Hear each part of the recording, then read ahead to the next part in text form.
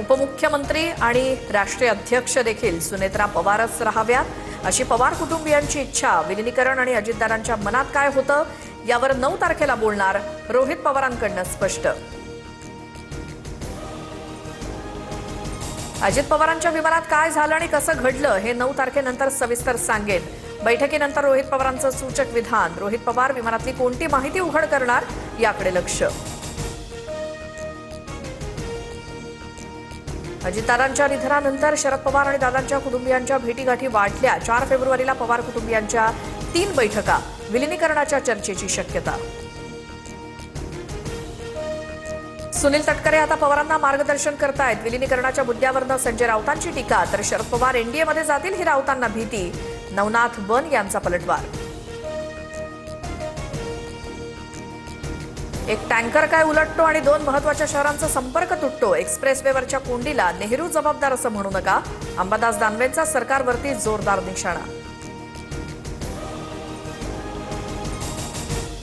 मुंबई पुणे द्रुतगती मार्गावर वाहतूक 32 तास ठप्प होती। यावरती फक्त चौकशीचे आदेश। मात्र घटनांमधनं सरकार काही बोध घेतं का, राज ठाकरेंचा सवाल।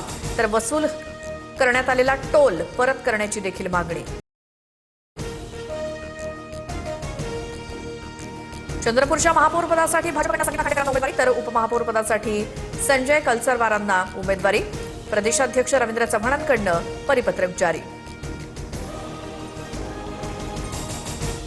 चंद्रपूर महानगरपालिकेचा तिढा सुटला, काँग्रेसचाच महापौर होणार। धानोरकर गटाकडून महापौरपदासाठी अर्ज, तर वडेट्टीवार समर्थक वसंत देशमुखांचा उपमहापौरपदासाठी अर्ज।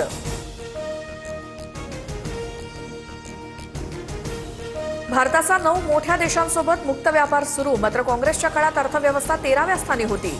देशाची अशी अवस्था का केली? घोषणाबाजी करून थकलेल्यांना कधी ना कधी याचं उत्तर द्यावंच लागेल, पंतप्रधानांची काँग्रेसवर टीका।